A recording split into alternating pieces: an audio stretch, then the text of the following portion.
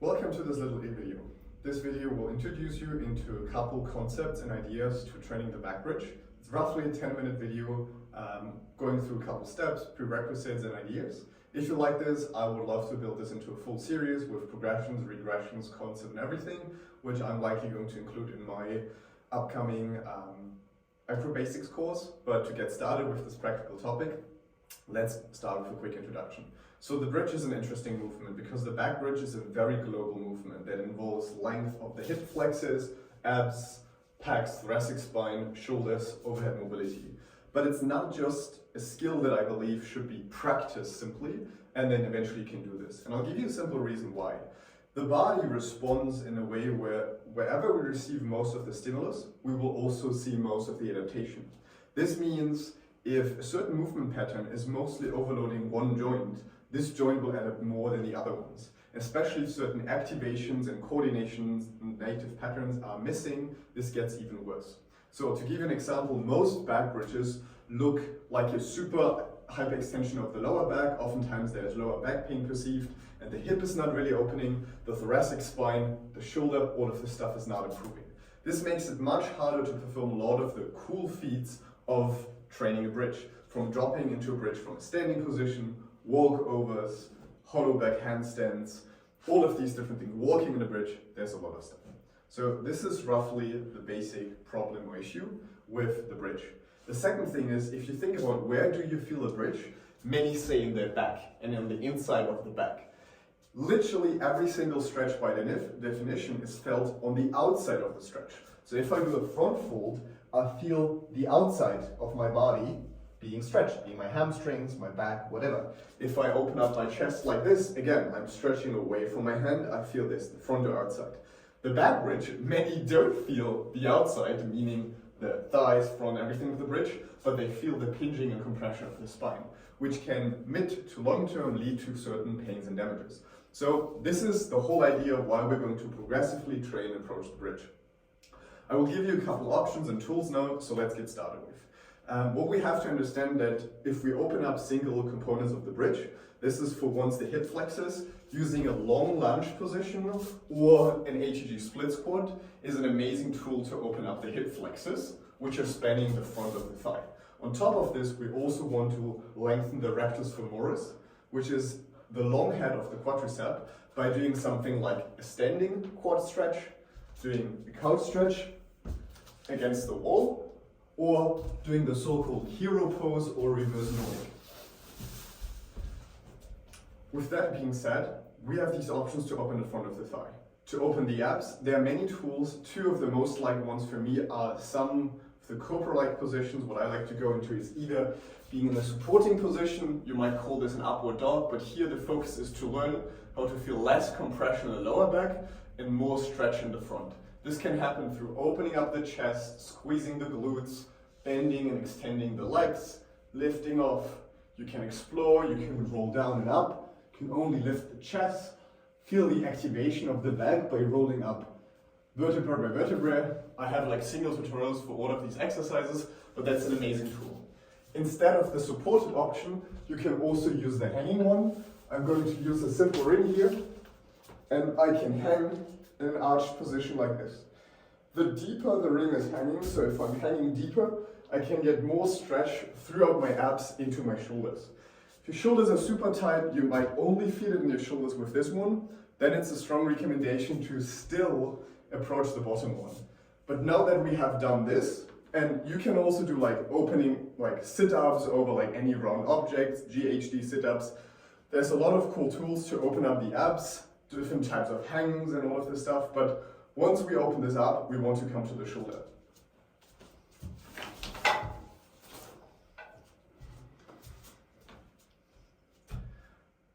Once we opened up our abs, the hip flex and all of the stuff, we also want to open the thoracic spine. We have many options there. Hanging, passive hanging, relaxed hanging, opening up the shoulder is an amazing tool. I have like 100 videos on hanging that I can contribute to the course.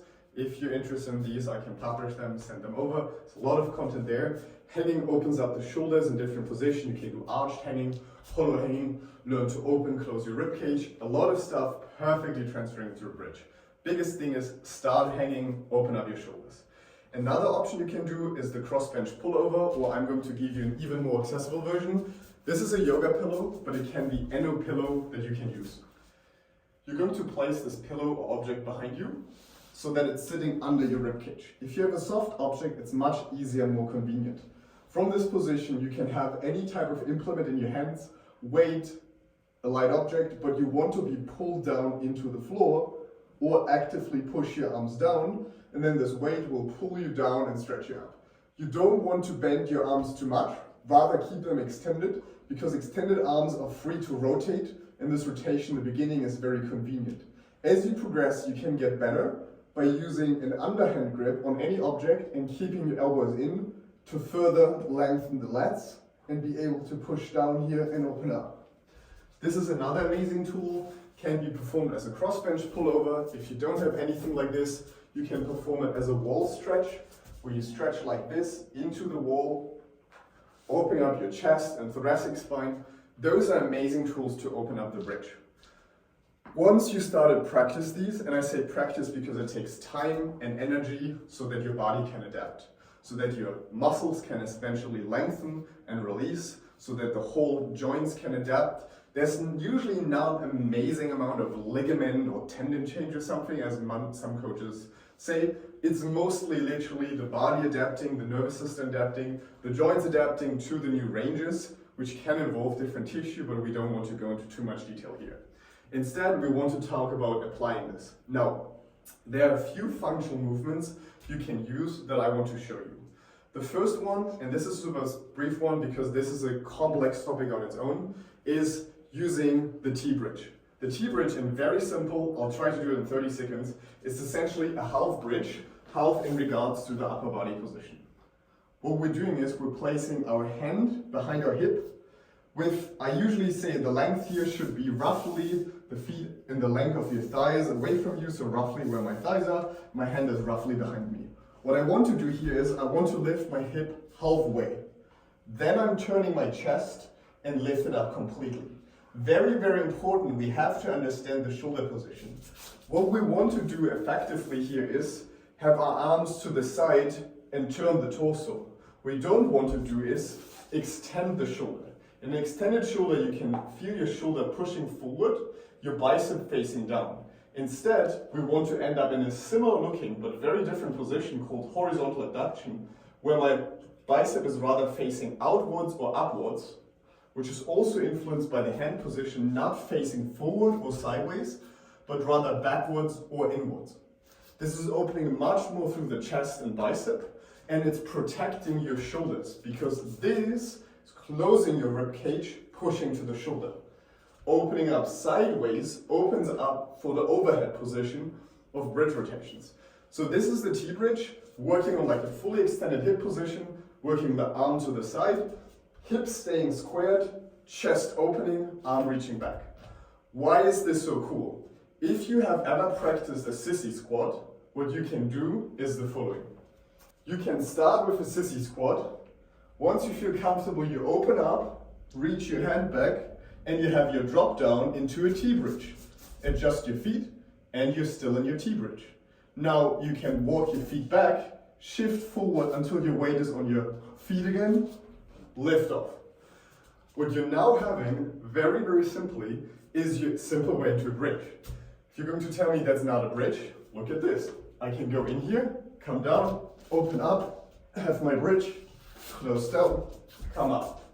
So I can learn to perform a bridge drop down from a standing sissy squat into the much safer and more protective of the spine T-bridge, and eventually progress into a bridge until I can do the final bridge. So this is why the sissy to T-bridge and T-bridge itself is an amazing tool. I already started a new topic with this one, so that's what I'm going to go into next.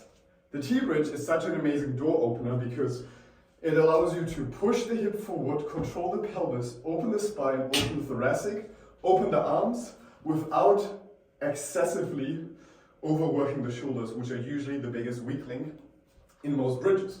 Because in our daily life, we go here, and in a bridge, we don't want to just go here, or there, or there. We want to bring the hand behind us This is how far we want to go in a bridge. And there's certain ways to cheat this, but it's usually never working out super well for your shoulders. So it's a long journey to get there. For anyone who knows the crossbench pullover, you want your elbows to go significantly below your head in a crossbench pullover to have a great bridge starting position. So with all that being said, we're going to introduce 3 more things that make up the amazing work for the bridge. The first one is we already have the T-bridge, which we can actually scale back and forward, and this is a kind of meta concept with the wall and elevated progression. So I can start practicing my T-bridge against the wall, and I can train like a 5% sissy squat, turn over, lean into the wall, shift forward, derotate, come back. This is amazing because it allows me to progress. I can go further away, or I don't even have to go much further away, but I can go deeper and practice this until I have a much lower object. For the sake of demonstration, this can be a chair. I'm just going to use this even lower object, but you can use a bench, a chair, a table. Work your way slowly, and you want to be able to completely maintain your balance. I'm going to show this with this more advanced version, where I'm balancing, turning. I can just touch it with one finger, come back up. Only if that is possible, you want to progress, because you don't want to go in, fall down, potentially hurt yourself, sink in the shoulder, sink in the hip. You want to be fully controlled with one finger, both when you're going up and down. So I'm starting, I'm balancing, I'm turning, I'm touching, placing. Now I'm T-bridge holding, heels down, heels up, shifting, float, stand up. This is the control you want to have. If you don't have this control and you try this in a back bridge, what's going to happen is the flow will happen much faster. You smack down your head against the floor, your shoulders, your back might hurt. This is absolutely unbeneficial and unproductive. So this is why we want to train control and always use this first exercise of walking down the wall, which leads us into the second exercise, the elevated bridge starting with a wall.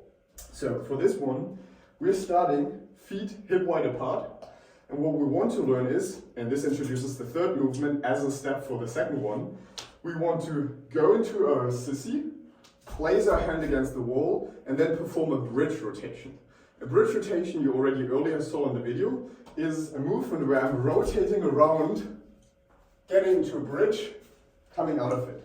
But technically what it is, it's a T-bridge, pulling my fingertips off the wall, rotating on the lower outside of my forearm. This is what's spinning, which takes a lot of wrist mobility and strengthen the extension. Rotating until my fingers are down, place my other hand, and I'm in a bridge now. I can push open, can find a comfortable position, turn out. This movement, the bridge rotation, allows you to bridge the gap between T-bridge and bridge. So whether I have a wall bridge here and a T-bridge there, and I can't bridge at this low level, I can use the bridge rotation or partial bridge rotation to get there. So as an example, maybe that's working. I'm just simulating this right now. That's not working. What I can do is, I go into my nice T-bridge, follow my arm, rotating with my hand, come back. As I progress, I can get further and eventually drop into my bridge and come back out of it. That is an amazing tool of the bridge rotation. I have a separate tutorial for this, we can dive deeper. In short, it is an amazing tool to work with. It opens many doors, it's the foundation for many bridging and arching acrobatics. It's amazing because it teaches you the mechanics of the shoulder to go from internal rotation to horizontal abduction, to external rotation overhead, to move between a bridge and different other acrobatic positions and base positions, and it builds amazing shoulder health. I love this movement, it's amazing. So now that we master the bridge rotation, we work with the bridge rotation regularly in different levels, we have a cool new entry, because I can train my bridge or partial bridge at any level by going foot placement away from the wall. Oh, this is too close, go further away. T-bridge, first building block. Second thing, partial or full bridge rotation. Third block, I have my bridge hold. I can use this on any level. And this is so cool because if I want to learn my drop back into a bridge, I can start standing, go sissy to T-bridge to rotate in a bridge, try to stand up. And I can do this later and later, so I can do a half rotation in my bridge before I'm touching the floor. There's many, many options. So these 3 building blocks, T-bridge, bridge rotation, and then bridge scale through wall bridge and going lower, is a super important tool. Last thing to add there, because I just briefly mentioned it, the wall bridge, where you can use different hand positions, is effectively oftentimes misused because we don't want a crappy bridge against the wall. Every single time we do this, we want to practice the right engagement. And that means pushing the hip forward into hip extension, squeezing the glutes, extending the spine, but not through like in lower back, lumbar spine hyperextension, but through global spinal extension, including the thoracic spine and opening up the shoulder. This is called shoulder flexion. I know it's confusing, everything is extension except the shoulder. This is flexion, but that's a different topic. What we want to do here is, I want to not just rotate in and stay down like this. That's more like a bridge push-up. I want to push up, and I can train this movement. Even if my arms are bent, I can train to open up the shoulders, squeezing the glutes, extending the back, to train my fully extended bridge on any level. Latest, when you're reaching roughly hip height, I do recommend to work more with the T-bridge, although it is one way to learn a bridge, by going to wall, working down, and then eventually working to the floor before walking back up. But because your body originally, and I'm going to demonstrate this very practically, if I'm touching very upright, I have a lot of friction against the wall. I'm not going to slip. The lower I go, the higher the risk of this happening. The higher the risk of your feet slipping and your hands slipping and you falling down. We don't want this to happen, so that's why I'm saying the safety margin is hip high hand placement, work more with the T-bridge, and either use a ball, any type of assistance, a partner for the last step if you want to do the wall walks. You see, I can talk about this all day because there's so many progressions from wall walks, wall rotations, bridges, all of this stuff, but we want to come to the practical one. I'm going to show you how we're learning the bridge drop back from this progression. When you're watching this video, you likely should spend a couple weeks, sessions, months on learning all of this stuff. Happy to provide you with protocols to work with before going there. But if you feel ready and you want to attempt this, I know we're all curious, we're all excited, let's get started. What we can do is we can first find out that we find the lowest position we can get safely into. So if you want to be able to drop back in a bridge, I want you to be able to go into your T-bridge, rotate, hold your bridge, and walk your feet. I also want you to walk your hands. This is super important because you need to be able to reposition them safely without hurting yourself to drop in and out. If you cannot move your limbs in a bridge, there's literally 0.00001% to master the bridge drop back, if there's any at all. So when you can do this on the floor or on any level, then what we can do is, because we have the safe landing position, we can start close to the wall. Now comes the magic. In the beginning I can keep my heels down, which helps me balance. I watch the ceiling, I watch behind me, I lose my balance maybe, come back up. So I'm standing so close to the wall that I can't fall, I'm not using my hands. This looking up and back is nearly always confusing your balance, and you need to master this first. When you have this mastered, usually in a couple of minutes, you can now start to do the same thing. Look back, place your hands, come back. I'm only using my fingertips so that it's only light pressure, and I keep my weight on my hip.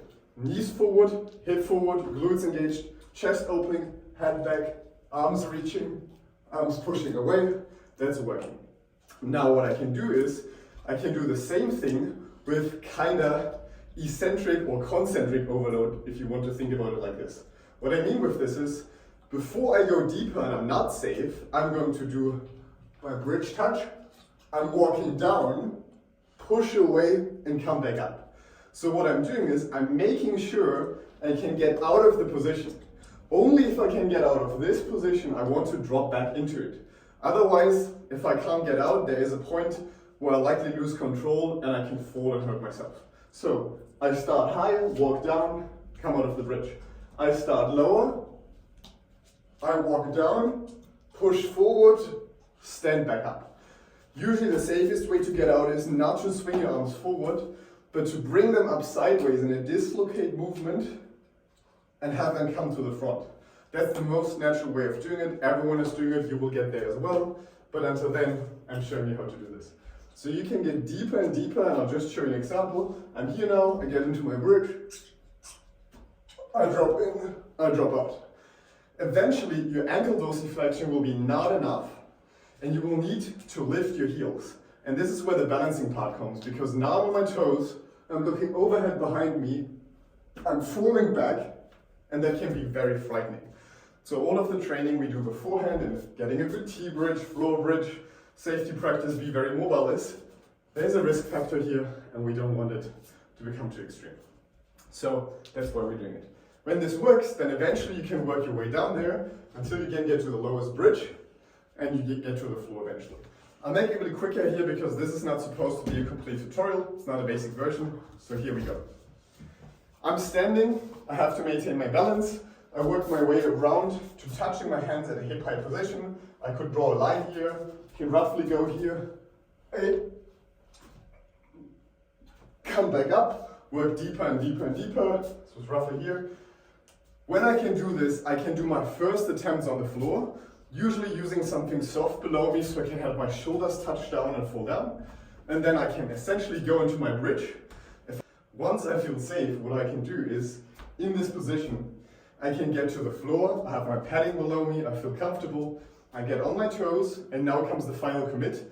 Either slightly to the side with one arm reaching back in like a T-bridge, or completely backwards, maybe with some partner support. If you want to make it even safer, you can even use like a resistance band. So I'm just going to show you an example here as well. This is kind of the semi-safe and like more convenient option. I can use a rubber band that is attached around my hip and that's pulling me forward. So essentially, this band is behind me, and now what I can do is with this supporting me, I can easily lean back into my bridge and come back up. I don't like this option as much as a partner, but if you want, this is the super quick demonstration. I don't use it myself anymore, but you can. This is an easy way in. Rather, because this is the kind of like long way, but it gives you enough coordination, you go into your sissy, you want to go as deep as possible in your sissy, while looking back, not hip hinged, but hip forward, so your center of mass is forward, and then nearly touching your knees to the floor, slowly reaching your arms back, getting to the floor. Showing it one time. I was slightly leaning to my left. Lost my balance a bit because I went to my right arm, but that's a good example. One more. On my bridge, I go deep, I find my position. Even when my arms move back, I shift my hip even further forward to counterbalance. So I have the most gentle and soft drop. One more time.